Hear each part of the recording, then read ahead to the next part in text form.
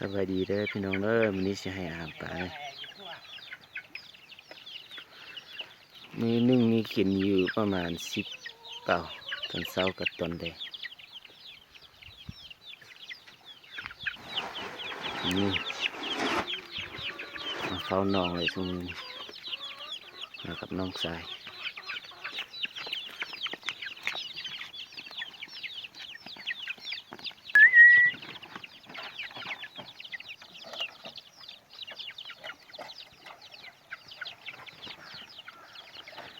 น้องมีเสือ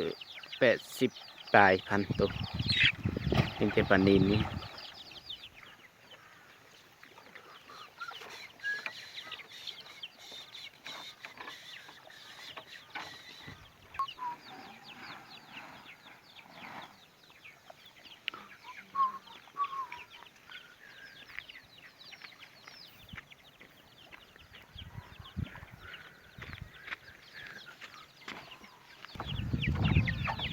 ไปเด้อไปเบิ่งปลาเด้อ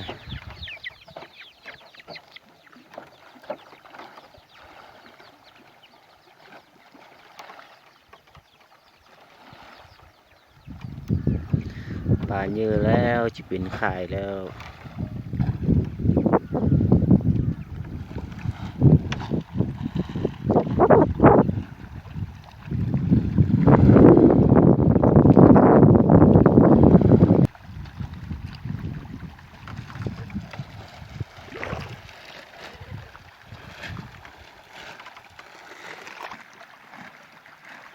นี่เด้อปลาเด้อ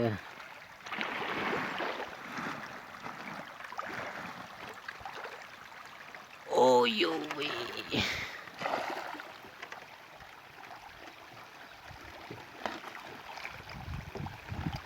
ปลาเยอะแล้วเดือนหน้าก็จะได้ขายแล้วปลานี่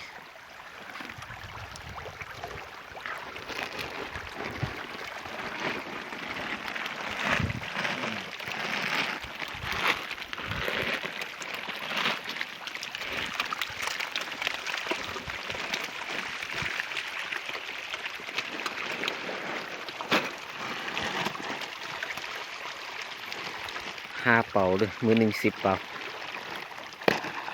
มื้อหนึ่งเกือบ10เป่า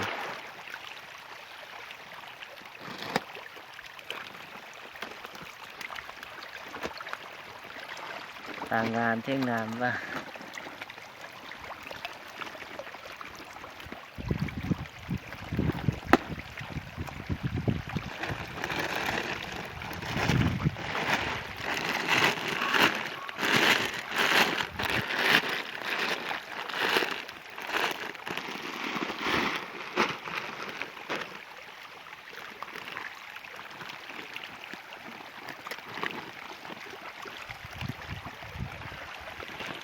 อันนี้ก็หลายนี่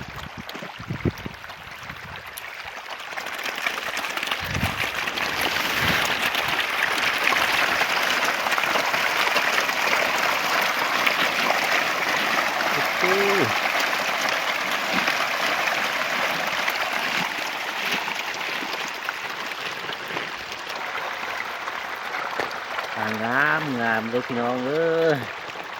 มันน่าจะพามากินเด้อ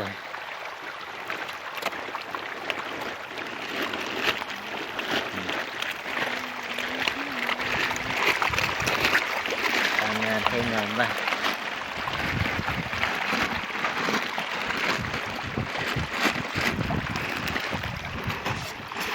ให้อาหาร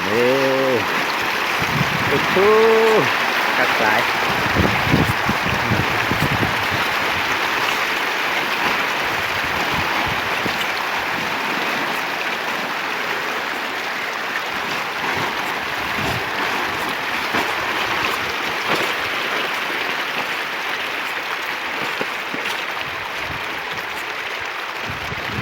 เป่านึ่งแล้ว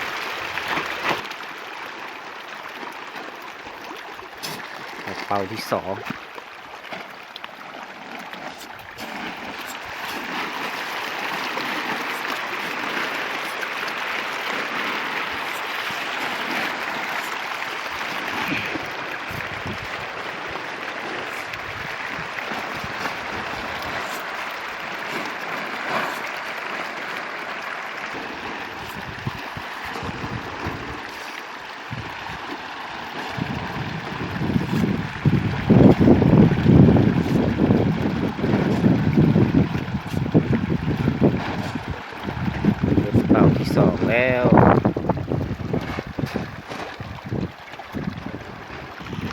ต่อเขาที่สามนี่มีแต่ปลานิลล้วนๆเลย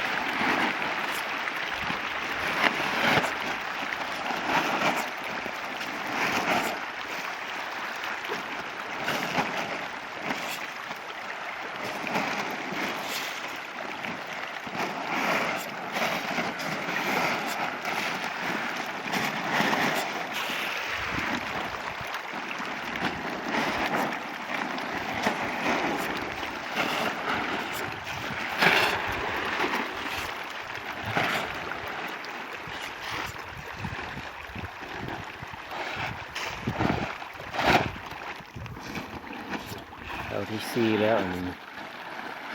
ปลากระชิอิ่มแล้ว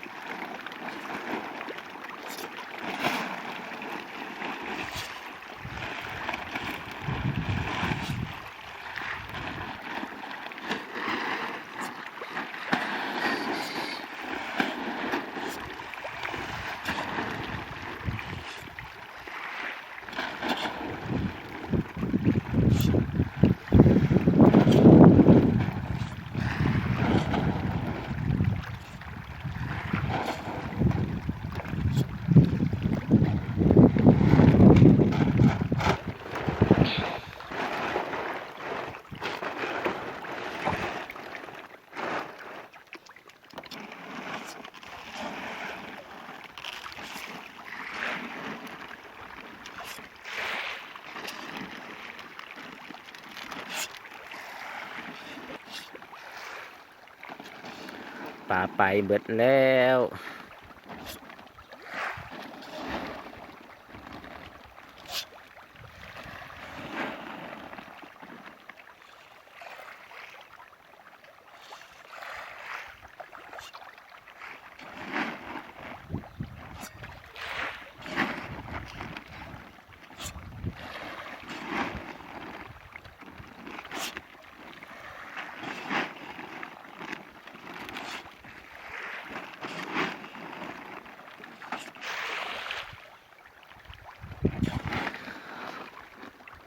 ปลาไปเบิดแล้ว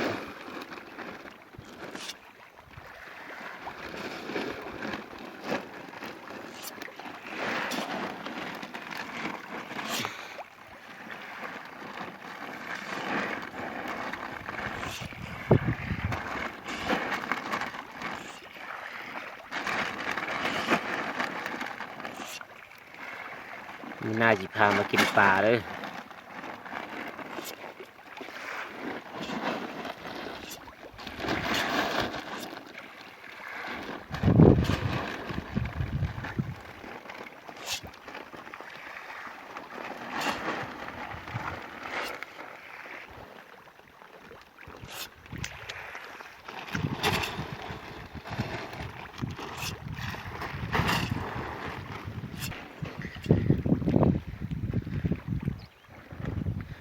ปลาแล้วเด้อพี่น้องเด้อ